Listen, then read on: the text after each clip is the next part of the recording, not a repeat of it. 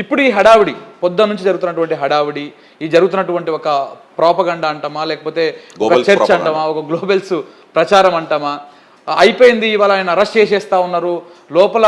ACB అధికారులు అడిగేటువంటి ప్రశ్నలకు కేటీఆర్ గారు సమాధానం చెప్పలేక నీళ్లు నములుతున్నారు చెమటలు పడుతున్నాయి అని చెప్పేసి చెప్తా ఉన్నారు అలాంటి పరిస్థితి ఉందంటారా ఇప్పుడు 3 రోజుల కింద కేటీఆర్ గారి నివాసం మీద గచ్చిబౌలిలో ఆల్రెడీ ఏసీబీ రైడ్ జరిగిందని ఎట్లయితే లీక్ వచ్చిందో ఏదైతే వార్త నోటీసులు ఇస్తందుకు పోతే నోటీస్ ఇవ్వడానికి పోతే రైడ్ జరిగిపోయింది మొత్తం సెర్చ్ చేస్తున్నారు ఏదో దొరికిపోయింది అని చెప్పి అంటే అట్లాంటి లీకులు ఇచ్చి ఒక ప్రజలని ఒక గందరగోళానికి అంటే ఒక కన్ఫ్యూజన్ క్రియేట్ చేసి స్టేట్ యాక్చువల్ గా కాంగ్రెస్ పార్టీ ఏదైతే 6 గ్యారంటీలు 420 హామీలు ఇచ్చిందో దాని నుంచి దృష్టి మరల్చి వీటి మీదనే చర్చ జరిగేటట్టు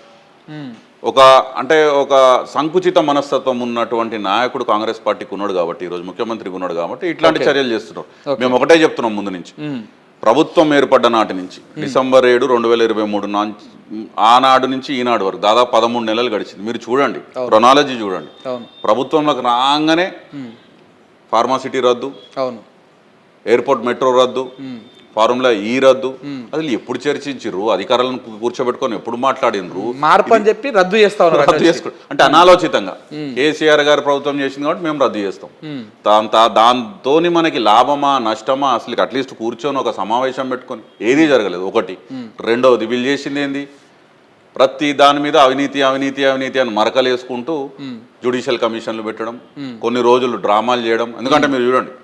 డిసెంబర్లో అధికారంలోకి రాగానే కాళేశ్వరం మీద కమిషన్ అని చెప్పేసి జస్టిస్ పిసి ఘోష్ గారి నేతృత్వంలో ఒక కమిషన్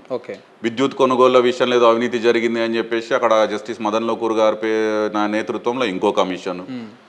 ఫోన్ ట్యాపింగ్ అని చెప్పేసి అది ఒక 2 నెలలు 3 నెలలు దాని డ్రామా చేసినారు దాని మీద ఇప్పటివరకు తేలింది ఏం లేదు అతి లేదు గతి లేదు ఏ ఆధారం బయటికి రాలేదు కొన్ని రోజులు కొండా సురేఖ గారితో అవసరం లేని వ్యాఖ్యలు ఉన్న కాస్త పరువు కూడా ఢిల్లీ స్థాయిలో కాంగ్రెస్ పార్టీ మంట కల్పించుకున్నది దాని తర్వాత కేటీఆర్ గారి కుటుంబ సభ్యులని టార్గెట్ చేసి వారి బావమరిది ఇంట్లో దీపావళి హౌస్ వార్మింగ్ అంటే గృహప్రవేశం ఫంక్షన్ ఏదో చేసుకుంటుంటే అక్కడ వందలాది మంది పోలీసులు పోయి అక్కడ ఏదో సర్చ్లు చేసి కొండందోవి ఎలుకను కూడా పట్టలేదు అక్కడ దాడి చేసినటువంటి అధికారే చెప్పింది ఇక్కడ ఏం దొరకలేదు డ్రగ్స్ అని కానీ మన ముఖ్యమంత్రి గారు నిస్సుగా అసెంబ్లీలో ఉన్నప్పుడు డ్రగ్స్ దొరికినాయి అని మాట్లాడుతారు మొన్న రీసెంట్ గా